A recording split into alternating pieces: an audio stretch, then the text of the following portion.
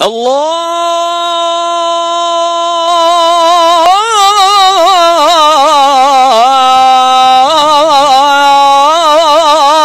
أكبر.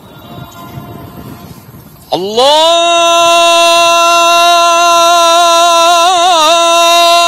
أكبر. الله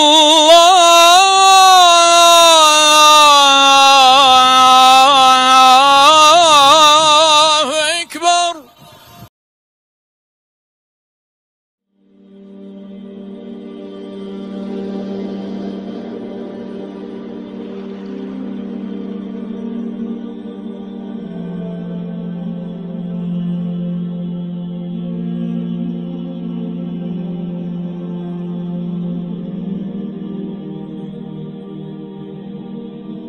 सामने आया सोफिया है, जिसको सेंटा सोफिया या हागिया सोफिया कहा जाता है।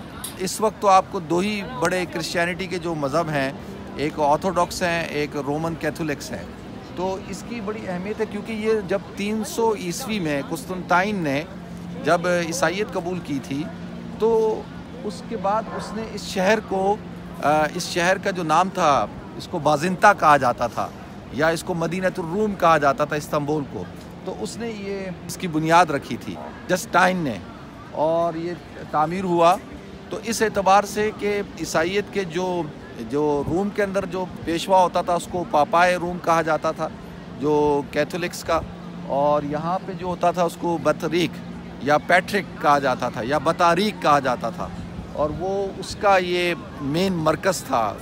और इस एतबार से ये रूम से भी ज़्यादा पुरानी इसकी हिस्ट्री है, और इसीलिए पूरी दुनिया के ईसाई मज़हब के मानने वाले लोगों के लिए ये बड़ी मुक़द्दस तरीन जो है इबादत गाह थी, जिसको आया सोफिया कहते हैं।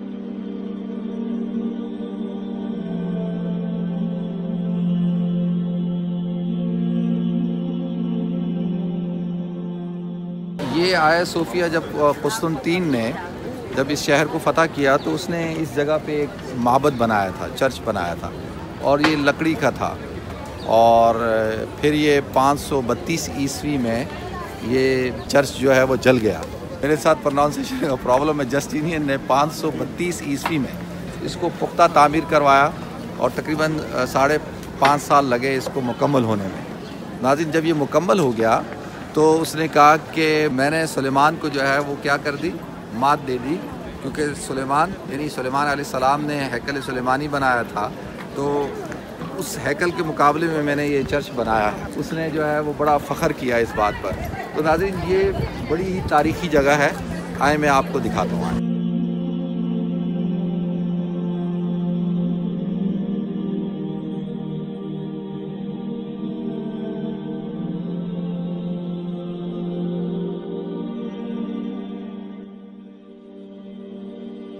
ये सामने माशाल्लाह महराब है, उस पर लिखा हुआ है कुल्लमा दखला अलैहा ज़करिया अल महराब, और पूरी मस्जिद बन गई है।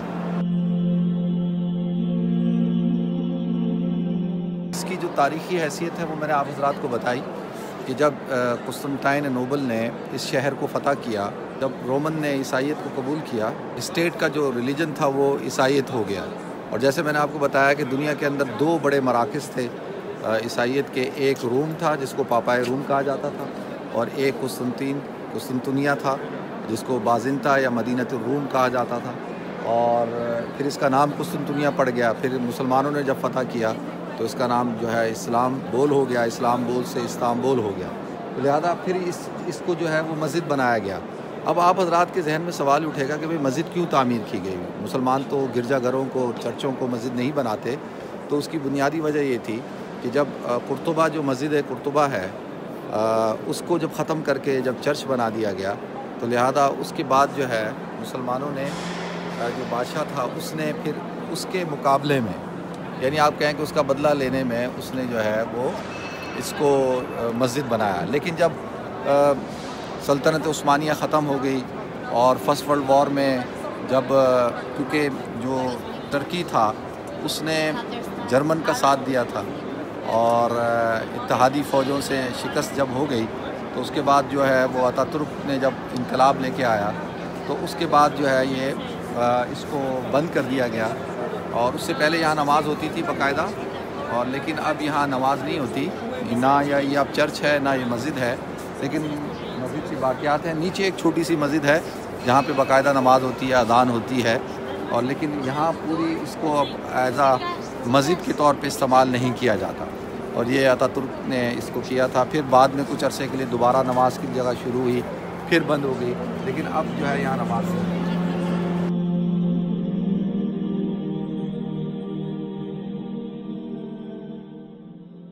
رحمان صاحب ہالینڈ سے آئے ہیں، ماشاءاللہ ہمارے فین ہیں، اور دیکھیں اللہ نے آئے سو پھر ہمیں ملاقات کروائی ہے۔ تو اسی طرح دنیا کے مختلف لوگوں سے ملاقات ہوتی ہے، بہت خوشی ہوتی ہے۔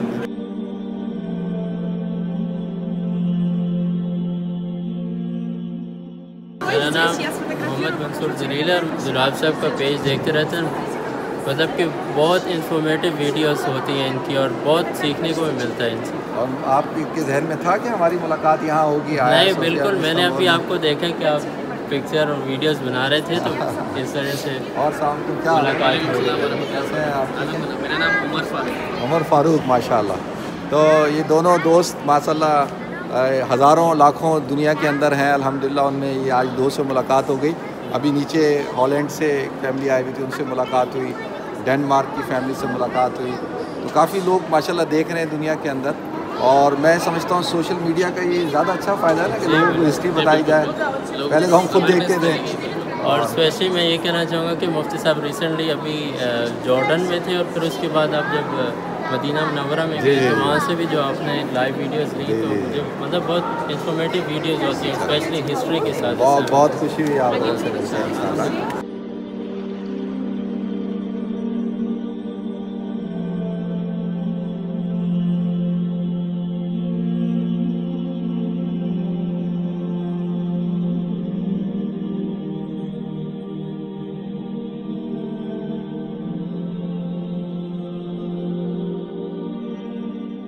وہ بھی کیا سما ہوگا کہ جس وقت اس جگہ پہ جنگ ہو رہی ہوگی، اور جو پیٹرک ہے قسطنطین پوری کوشش کی کہ اس کو بچا لے، لیکن وہ نہیں بچا سکا۔ اللہ تعالیٰ نے مسلمانوں کو فتح عطا فرمائی۔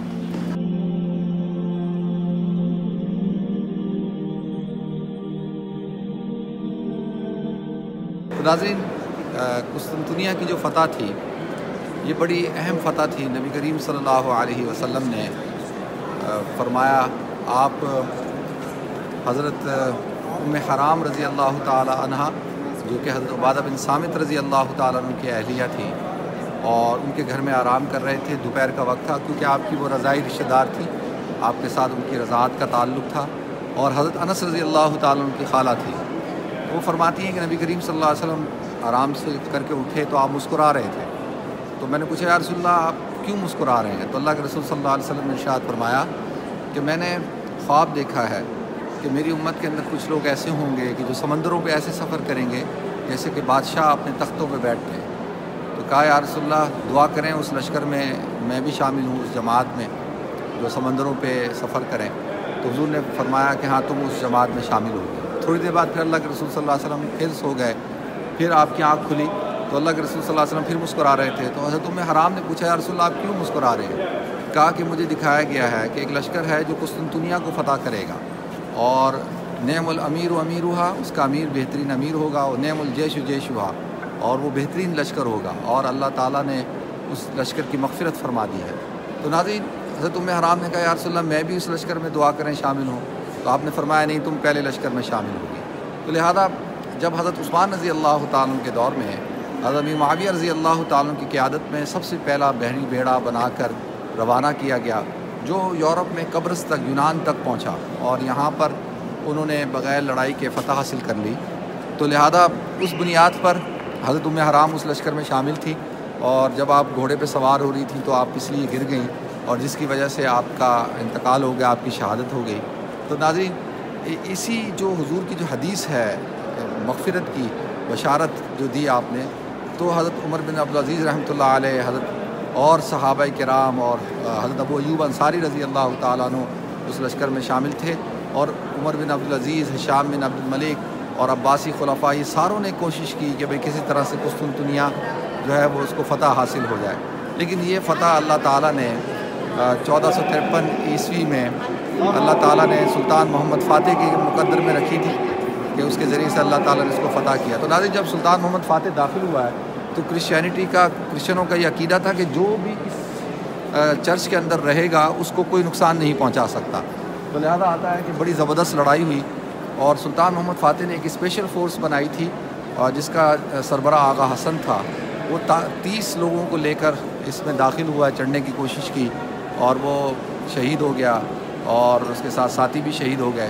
اسی طرح سے ظہر کے وقت سلطان محمد فاتح جب داخل ہوا ہے تو جو قسطنطین تھا وہ بڑی بہادری کے ساتھ لڑا اور اس کا ایک جنرل تھا، اس کا نام میرے ذہن سے نکل رہا ہے. تو سلطان محمد نے کہا کہ اگر یہ میرے لشکر میں ہوتا، میرا جنرل ہوتا تو میں پوری دنیا فتح کر لیتا.